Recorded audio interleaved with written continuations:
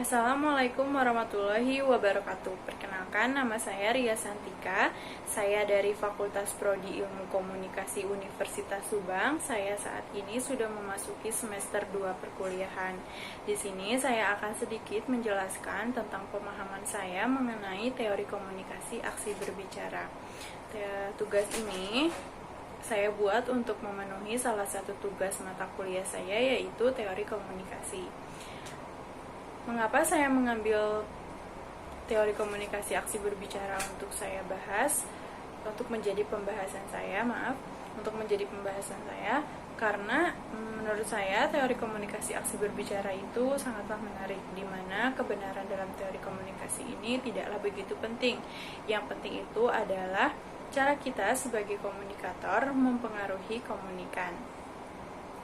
Langsung saja ke pembahasannya. Teori komunikasi, kata atau istilah komunikasi sendiri dalam bahasa Inggris itu communication, berasal dari bahasa Latin yaitu communicatus. Kata komunikasi menurut kamus bahasa mengacu pada suatu upaya yang bertujuan untuk mencapai kebersamaan. Ada juga menurut Webster New Colloquial Dictionary dijelaskan bahwa komunikasi merupakan suatu proses pertukaran informasi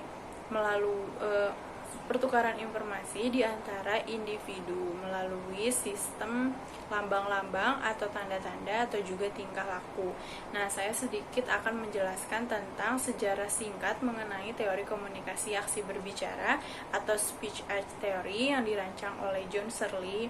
Teori ini dimunculkan oleh Searle dalam karyanya yang berjudul Speech Art an Essay in the Philosophy of Language tahun 1996, di mana dunia mengakui pemikiran teoritis Searle. Seperti diantaranya disampaikan oleh Francois Corin dalam paper berjudul The Contribution of Speech Art Theory to the Analysis of Conversation, How Press Sequences Work tahun 2005. Nah, asumsi dasar dalam teori ini meliputi 3 persyaratan yang harus dipenuhi oleh si komunikator. Yang pertama, itu menciptakan wacana. Yang kedua itu penegasan atau juga disebut aksi usulan, di mana sesuatu yang Anda katakan diyakini benar atau Anda mencoba sedang meyakinkan orang untuk mempercayai apa yang Anda katakan. Nah, yang ketiga ini memenuhi sebuah niat atau juga disebut aksi berkehendak. Nah, dalam teori komunikasi aksi berbicara ini juga ada 4 kemungkinan yang dapat terjadi. Yang pertama, aksi yang dilakukan dapat biasa-biasa saja atau di lain sisi malah menimbulkan masalah atau problem ya. Yang kedua itu menyampaikan pesan tentang apa yang akan disampaikan oleh si komunikator.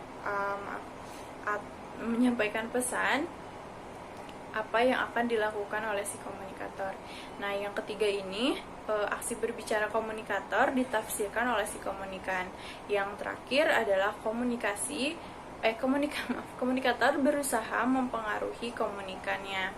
Nah, adapun aksi berkehendak dan aksi mempengaruhi dalam teori komunikasi aksi berbicara ini, di mana saya akan menjelaskan sedikit perbedaan di antara keduanya.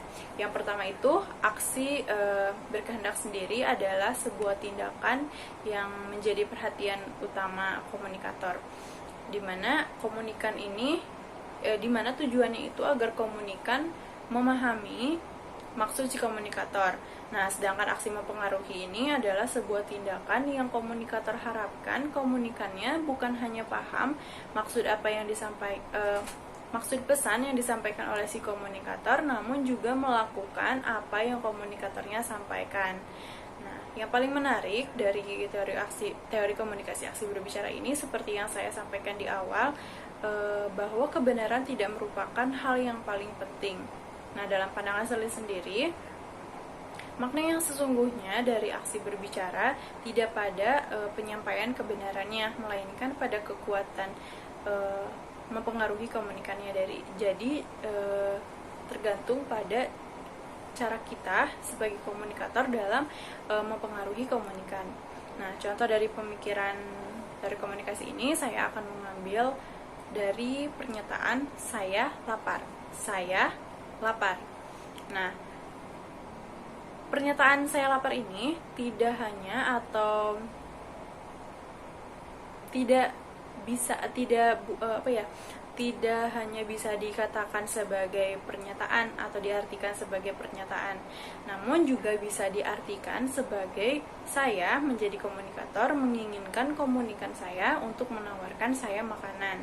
Nah, dapat pula diartikan bahwa komunikator, yaitu saya, hendak menawarkan komunikan untuk makan bersama.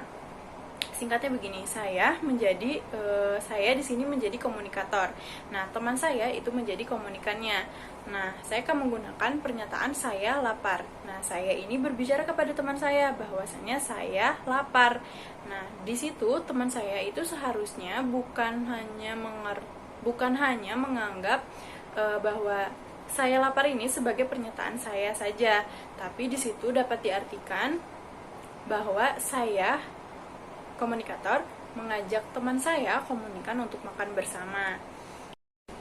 Nah, yang kedua, saya akan mengambil pernyataan malam ini malam minggu.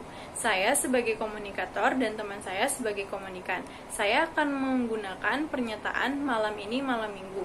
Misalnya, malam ini malam minggu, saya mengirim pesan kepada teman saya, mengirim pesan kepada teman saya, malam ini malam minggu, dimana itu bukan hanya sebagai pernyataan, tapi di situ saya mengharapkan teman saya itu mengerti bahwasannya saya mengajak teman saya itu keluar malam minggu sekarang gitu, atau saya itu mengharapkan teman saya itu mengerti kalau saya itu mengharapkan dia ngajak saya keluar malam minggu gitu. Jadi bukan hanya bisa dikatakan sebagai pernyataan, tapi ada maksud tertentu kenapa saya bicara atau saya mengirim pesan malam ini malam minggu ke teman saya gitu. Jadi bukan hanya dapat diartikan sebagai pernyataan, di mana dalam pandangan Shirley sendiri, ketika seseorang berbicara, orang itu tuh sedang melakukan permainan bahasa dengan maksud tertentu gitu. Seperti yang saya bilang, saya itu mengirim pesan kepada teman saya sebagai komunikator dan teman saya sebagai komunikan mengirim pesan kepada teman saya malam ini malam minggu. Di situ bukan hanya bermaksud sebagai pernyataan, tapi di situ ada maksud tertentu saya bahwasanya tuh saya malam minggu ini tuh pengen keluar gitu, pengen ngajak teman saya keluar, atau saya tuh mengharapkan teman saya tuh ngerti nih maksud saya, kenapa saya ngirim pesan malam ini malam minggu. Jadi biar dia tuh ngajak saya keluar malam minggu ini gitu. Jadi bukan hanya sebagai pernyataan, tapi kayak ada maksud tertentu di balik pesan yang saya sampaikan, pesan yang komunikator sampaikan, agar si komunikannya ini mengerti maksud pesan yang disampaikan begitu. Nah, jadi inti teori dari teori komunikasi aksi berbicara ini adalah seseorang dapat menyampaikan apa yang dikehendakinya kepada komunikannya. Ya, jadi maksud dari si komunikator itu intinya tersampaikanlah kepada si komunikannya gitu. Nah, jadi kesimpulan yang bisa saya ambil dari teori komunikasi aksi berbicara ini adalah teori komunikasi aksi berbicara ini yang dirancang oleh John Shirley itu sangat membantu kita dalam memahami bagaimana orang mencapai sesuatu dengan kata-katanya gitu. Jadi sangat membantu sekali ya. Teori ini masuk dalam paradigma sosikultural. Nah, benar-benar teori ini tuh ngebantu kita untuk supaya kita tuh